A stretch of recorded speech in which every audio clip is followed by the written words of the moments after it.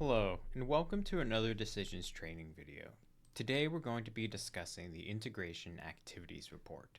We're going to first go into what exactly this is inside of the decisions platform, and then from there we are going to discuss the actions you can take on it and why you would want to use the report in the first place. So within the decision system tools, you have a category called flow management. So to get to this category, you first want to go to administration, system tools, and then click on flow management. Within this dashboard, there are a variety of pages that allow you to view different details about flows that are occurring inside of the decisions environment. In fact, we have a video discussing a lot of these flow management tools on our YouTube page. So I will put the link to that video in the description so that you can access it. What we are going to be discussing today is one of these reports, which is called the Integration Activities Report. So let's go into what this is. The Integration Activities Report displays, activity relating to external systems, most commonly SMTP or email sending steps that are taking place in the decisions environment.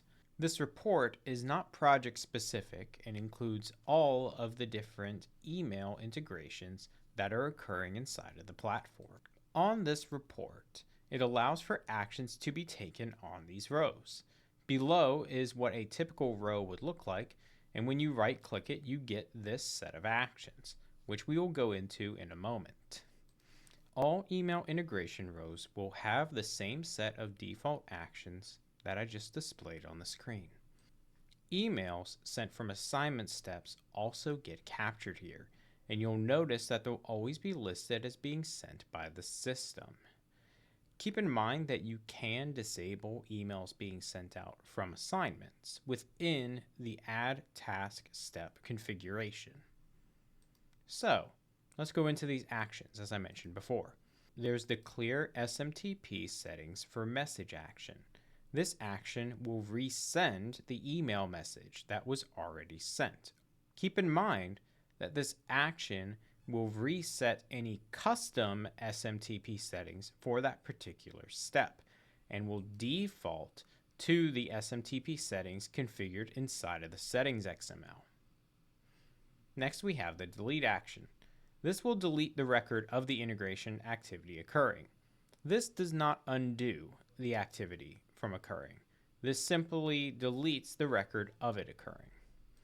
Next, we have the rerun now, which reruns the integration activity. So if the email is listed as sent email, it's going to resend it. Next, we have the reset failed count, which will change the failed count field of the specified row that you are clicking to 0. Next, we have the show all recipients action, which shows a list of users by email address to whom the message was sent. This can be one person or this can be multiple people, depending on how you configured your message. Next, there's the show sender step, and this one is not as intuitive as it sounds. When you are using a send email step, this is always going to display the input of the from field within that step configuration, which is how you might expect it to run. However, for assignments where the sender is not specified, it will not use the SMTP settings for the default authentication email, but rather whatever the default email address is that is set in the system portal settings. And then lastly, we have stop retry. As we'll see in a moment, one of the fields is going to list when the next retry is going to occur for a failed email integration. Here, by clicking this, it will stop this particular integration from trying to retry or from trying to resend the message. So now that we've gone over the actions that you can take on the rows inside of the integration activities report, I'd like to discuss why we would want to use this in the first place. And the primary reason that you would want to access this report is because it can be used to identify errors and causes of emails failing.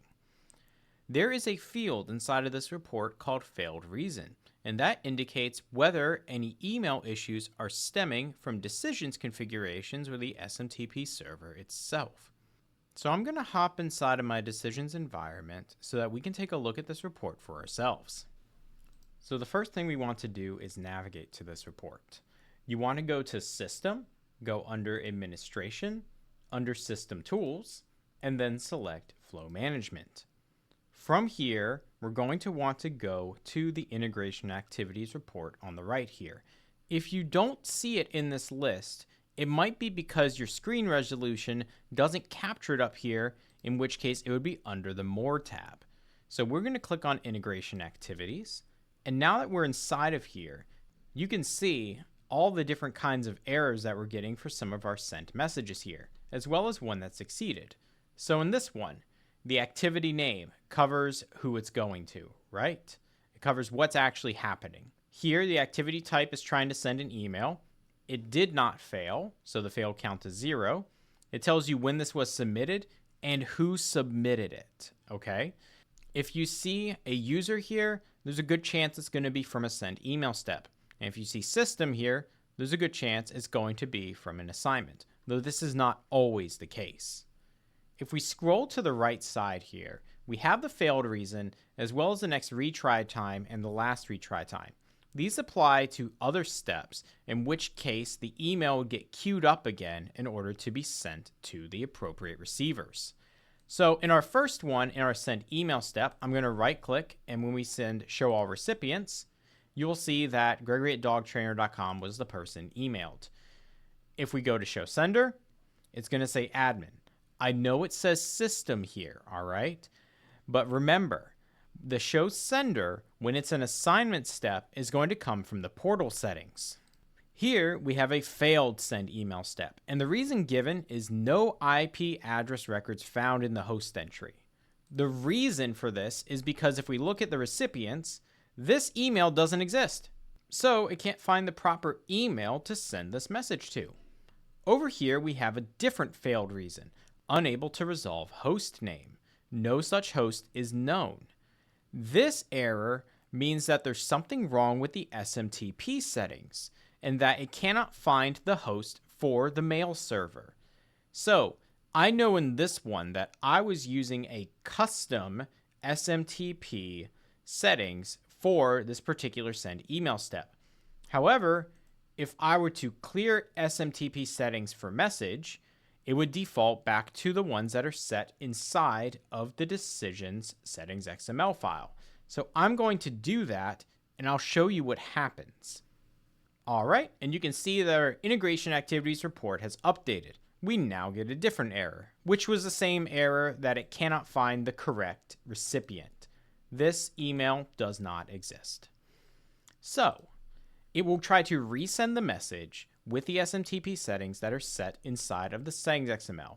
This can be used for debugging by checking whether your settings XML settings are correct when trying to connect with an SMTP server. So that is the primary reason that you would want to use this report, is for checking for errors and understanding what is causing those errors. That way you can make the correct configurations with your SMTP integration. Thank you very much for watching. We hope this helped.